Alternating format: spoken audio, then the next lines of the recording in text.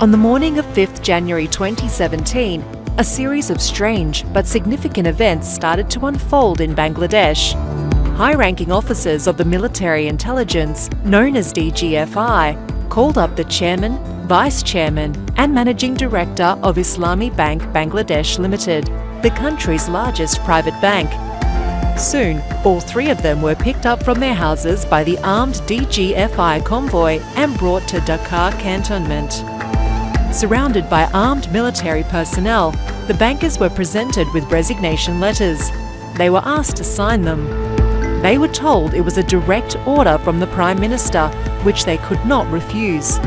Many people in Bangladesh picked up by the DGFI never returned home.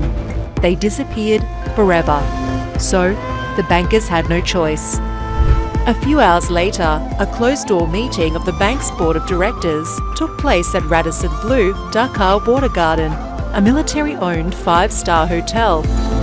Existing directors of the bank were replaced with new ones under the direct supervision of the DGFI operatives. One of Hasina's oligarchs and cronies, S. Alam, became the bank's new owner. Shahabuddin Chupu, earlier appointed as a member of the Anti-Corruption Commission, orchestrated the whole process.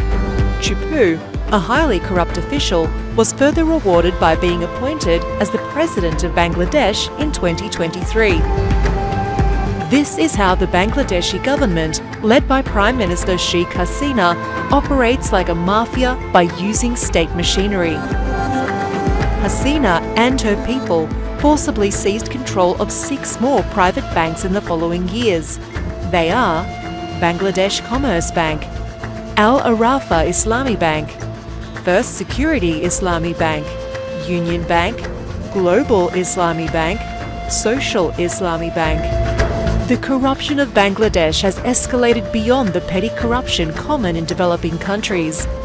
It reached the level of grand corruption, combined with systematic and well-organised abuse of power and gross human rights violations. The current illegitimate Prime Minister of Bangladesh, Sheikh Hasina, has established multiple kleptocratic mafia networks involving military intelligence, DGFI, police, RAB, civil bureaucracy, crony capitalists, and her family members.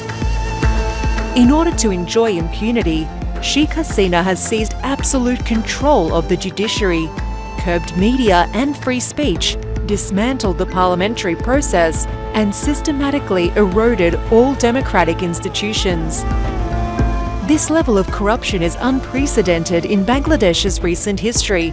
It is only comparable to the corruption between 1972 and 1975 during the rule of Sheikh Mujib, father of Sheikh Hasina. The grand corruption of that time is well documented in global media, including the Far Eastern Economic Review, Washington Post, The Guardian, The Financial Times, Daily Telegraph, and so on. In January 2009, Sheikh Hasina became the Prime Minister of Bangladesh through secret negotiations between the then military-backed unelected government and the hegemonic power India. Since then, she's clung to power through rigged elections, extrajudicial killings, enforced disappearances, and blatant use of the judiciary and administration. Due to her government's widespread corruption, Bangladesh's foreign debt skyrocketed to $99 billion by June 2023, which is a massive 322% increase from the $23.5 billion in June 2009 when she took control. Corruption and thievery lie at the heart of her authoritarian and fascist rule, hidden behind a false narrative of national development. This has led to high inflation and a silent famine in Bangladesh. While Hasina presents the country as an economic success story with mega projects, in reality, these projects essentially serve as conduits for collecting massive commissions and laundering billions of dollars overseas. For instance, Hasina is currently overseeing the construction of a nuclear power plant with Russian collaboration. This project poses a severe environmental risk that endangers a densely populated area. The government has estimated the cost of this 2,400 megawatt nuclear plant to be US $13.34 billion. In contrast, a similar 2,000 megawatt nuclear plant was recently built in Tamil Nadu, India, for US $6.7 billion, half of the Bangladeshi project cost. In another instance, the per-kilometre cost of Dhaka-Payara Port Railway is budgeted at 2,500 million Bangladeshi taka. In contrast, similar railways in India cost a maximum of 170 million, and in Pakistan, a maximum of 150 million taka per kilometre. Building a railway usually costs around 230 to 310 million taka, according to global standards. But in Bangladesh, the government is spending 8 to 10 times more than this usual range. This unparalleled level of corruption persists across all mega projects in Bangladesh under the Hasina regime, including the Padma Bridge, Karnafuli Tunnel, broadcast satellites, Airbus acquisition, and various rail and highway constructions.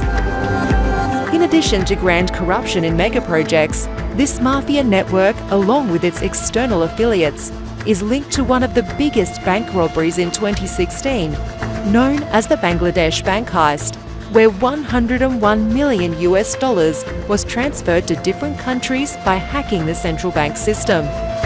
In 2017, they were accused of the Bangladesh bank gold scam, where they tampered with 963 kilograms of gold in the vault of the country's central bank. Then, in September 2023, more than 55 kilos of gold disappeared from a locker in the customs warehouse at Dhaka International Airport. People wonder how thefts like these can happen from supposedly secure places. These incidents and various other major state-supported scams have repeatedly shaken the country's economy. Some of the major financial scams under the Hasina regime that have been reported so far are share market and stock exchange manipulation of $8 billion in 2010 and 2011, Padma Bridge corruption and withdrawal of the World Bank from the project in 2011, Destiny Group scam of over 30 billion Bangladeshi taka in 2012, Hallmark Sonali Bank loan scam of over 43 billion taka in 2012, Bismillah Group scam of 12 billion taka in 2013, Farmers Bank scam of 1.6 billion taka in 2014, Basic Bank scam of over 45 billion taka in 2015, Crescent Group Janata Bank loan scam of over 34 billion taka in 2019, Agrani Bank loan scam of over 1.5 billion taka in 2022. Sheikh Hasina initiated the so-called quick rental power plant scheme, wherein selected cronies received government approval and funding to establish small-capacity electricity plants at exorbitant costs without international tender. As Sheikh Hasina was aware of the illegality of the scheme, she enacted an indemnity ordinance to protect corrupt businessmen, government officials, and herself from future scrutiny and legal action. Hasina keeps her power and control over this kleptocracy by giving a free hand to government officials to indulge in widespread corruption. Civil and military bureaucrats are rewarded with promotions, high salaries, luxury houses, and expensive cars. However, the main beneficiaries of the corrupt system are Hasina's immediate family members and high-ranking political leaders of the ruling party, Awami League. Among the oligarchs in the nexus, the influential advisor to the fascist Prime Minister Salman F. Rahman, crony capitalist S. Alam, Aziz Khan, and Ahmed Akbar Sobhan are notable. Notorious business corporations like the Beximco, Bashuntara, Hamim, Sumit, S. Alam, Meghna, and Mohammadi groups are integral to this corruption network. Sheikh Hasina runs her family like a mafia queen.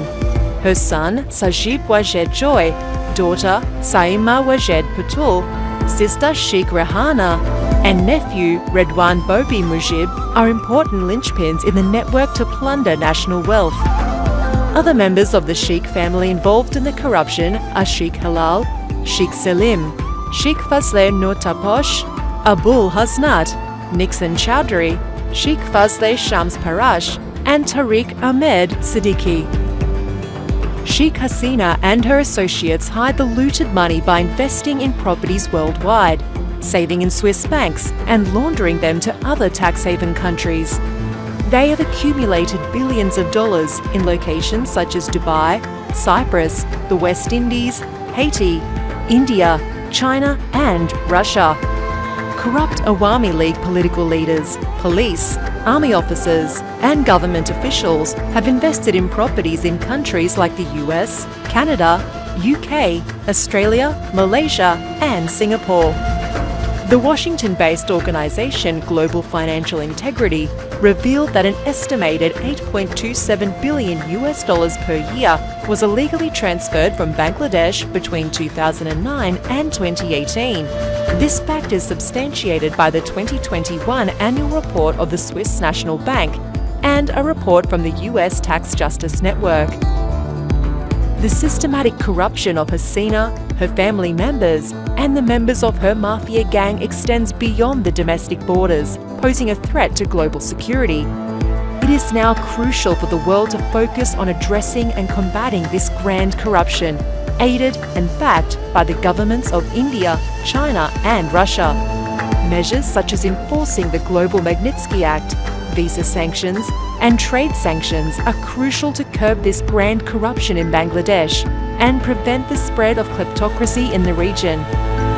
Sheikh Hasina is now in the process of prolonging her kleptocratic rule for 5 more years by conducting another farcical, one-party election scheduled for 7th January 2024. It is the responsibility of the democratic world to stop Sheikh Hasina and bring her entire coterie to justice according to international law.